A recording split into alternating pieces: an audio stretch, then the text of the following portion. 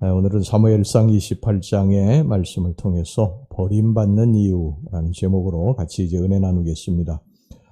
우리가 하나님께 버림받는 것처럼 비참한 것이 또 있겠습니까? 사람들에게 버림받아도 하나님만 계시면 우리가 하나님 앞에 가서 위로받을 수 있고 새 힘을 얻을 수 있는데, 하나님께 버림받으면 우리는 어디 가서 위로받고 어디 가서 새 힘을 얻겠습니까? 오늘 여기 본문에 사울을 보시기 바랍니다. 그는 왕이고 부와 권세를 가진 사람입니다. 그런데 하나님께 버림받고 그는 마치 끈떨어진 연처럼 곤두박질 치고 있습니다. 사울은 지금 이제 블레셋 군대와 전쟁을 하기 위해 진치고 있습니다. 그런데 블레셋의 장수가 누굽니까? 바로 다윗입니다. 다윗이 블레셋으로 망명했다고 지난번에 말씀드렸죠. 이 블레셋 왕 아기스는 다윗을 이용해서 이스라엘 나라를 치고자 했는데, 여기에는 두 가지 이유가 있죠. 첫째는 다윗이 진짜로 망명을 해서 블레셋 나라를 위해서 충성을 하는가 떠보려는 것이고, 두 번째는 같은 민족을 싸우게 해서 자중질환을 일으키기 위함이었습니다.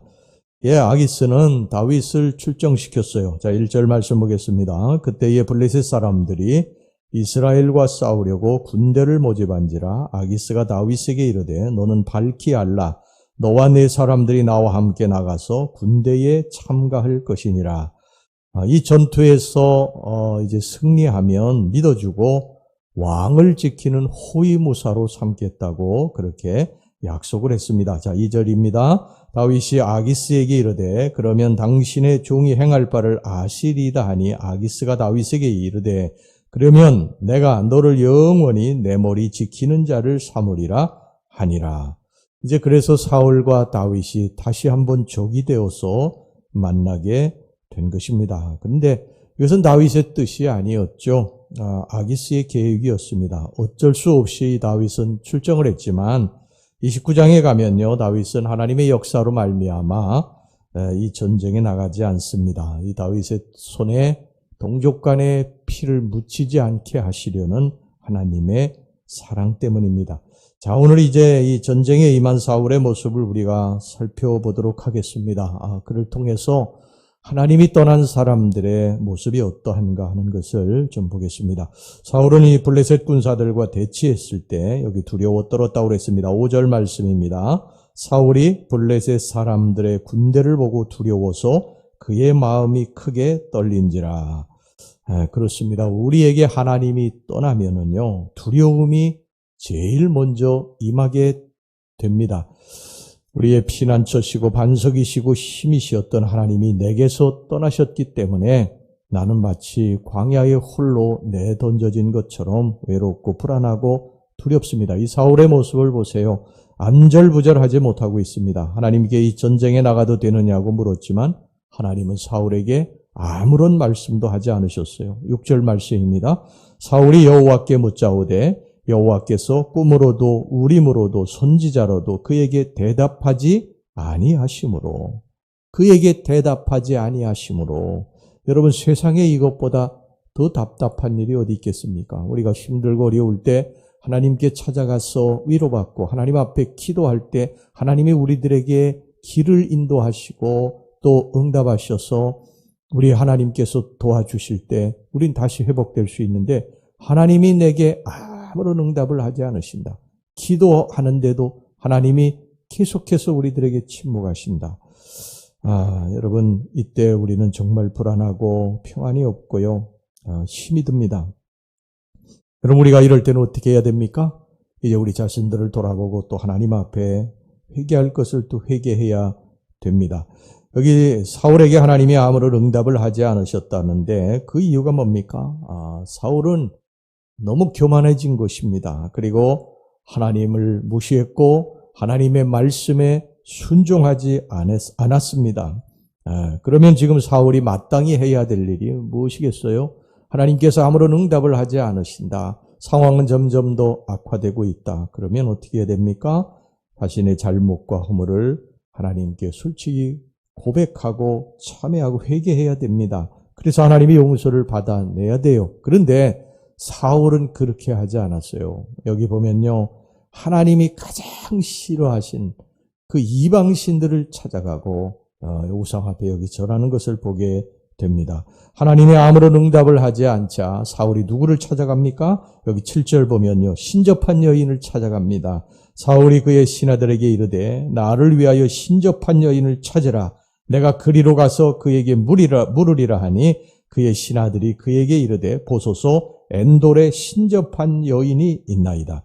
지금으로 말하면요. 교회 다니면서 하나님 앞에 신앙생활하고 하나님 앞에 기도하던 사람이 하나님이 내게 축복하시지 않는다고, 하나님이 내게 아무런 역사도 일으키지 않는다고 무당에게 찾아가는 거예요. 점치는 사람에게 찾아가서 그 앞에 무릎을 꿇고 그의 처분을 바라고 지금 귀를 쫑긋 세우고 있는 것입니다. 여러분, 사울은요, 점점 더 멸망의 길로 깊숙이 빠져들고 있습니다. 하나님과의 관계가 잘못됐으면 하나님과의 관계를 풀어야 되지 않습니까?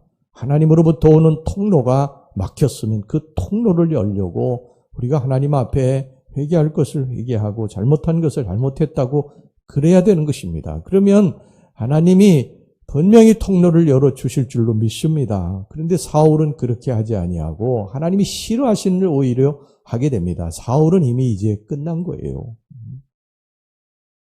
여러분, 하나님이 우리를 축복하시기를 원하시는 것을 여러분 기억하시기를 바랍니다.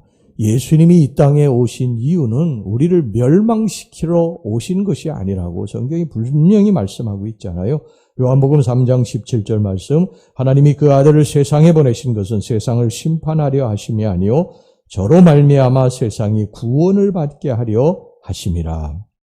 우리가 살다 보면 하나님 앞에 잘못할 수도 있어요. 근데 하나님이 이걸 다 아십니다. 예수님께서도 겟세마네 동산에서 기도하실 때 잠들어 있는 그러한 제자들에게 마음은 원이로되 육신이 약하도다 하시고 이해를 해 주셨어요. 근데 우리가 잘못할 수도 있는데 우리가 잘못한 것에 대해서 계속해서 반복해서 죄를 지으면 안 됩니다. 그리고 그 죄를 또 덮기 위해서 또 다른 죄를 짓고 그래서는 안 됩니다. 하나님이 싫어하시는 일을 계속해서는 안 됩니다. 근데 여기 사울은요, 하나님께 한 번도 용서를 빌지 않고 하나님이 싫어하시는 일 계속하지 않습니까? 오늘 여기 보면은요, 신접한 여인을 이제 찾아가서 뭐라고 그러는 거 하니 사무엘을 불러달라는 거예요, 사무엘을. 이게 이제 뒤에 선지자가 없으니까 선지자는 하나님의 말씀을 받아가지고 이 대신 이 신탁하는 거 아닙니까? 그래서 그 당사자에게 가서 전하는 거예요. 그런데 사무엘이 없는 것입니다. 사무엘이. 그러니까 왕이 직접 하나님과 어떤 그 이야기하고 할 수 있는 통로가 없었거든요. 선지자를 통해서 들어야 되는데 선지자가 없으니까 너무 다급하니까 이제 신접한 여인도 찾아가서 사무엘을 불러달라고 그렇게 이제 간청을 하게 되는 것을 보게 됩니다. 근데 이제 여기 죽었던 사무엘이 신접한 여인을 통해서 나타나가지고 뭐라고 말을 합니까? 16절 말씀 보세요. 사무엘이 이르되 여호와께서 너를 떠나 네 대적이 되셨거늘 네가 어찌하여 내게 묻느냐. 얼마나 무서운 말씀입니까? 하나님이 이제 사울의 대적이 되셨다는 거예요. 사울을 왕으로 세우시고 지금까지 도와주시고 그와 함께 하셨던 여호와께서 그를 이제 대적하는 분이 되셨다는 것입니다. 여러분, 그러면 이제 끝난 거 아닙니까? 하나님이 우리를 대적하시는데 누가 그것을 막겠습니까? 이처럼 무서운 말이 어디 있어요? 이제부터 사울의 길은요, 멸망의 길입니다. 17절 보면 나라를 다윗에게 주었고 19절을 보면요, 내일 전투에서 너와 네 아들들이 죽을 것이라고 말을 했습니다. 사울은 이 말을 듣고 정신이 다 나가버렸어요. 식음을 전폐했습니다. 사울이 이 식음을 전폐하지 말고요, 하나님 앞에 있더라도 좀 잘못했다고 용서를 빌었다고 한다면 또 어떻게 달라졌을지 모르죠. 그리고 우리가 멸망당하는 이유는요, 죄를 지어서가 아닙니다. 너도 나도 다 크고 작은 죄를 짓고 이 땅에 살아가는 연약한 우리들이에요.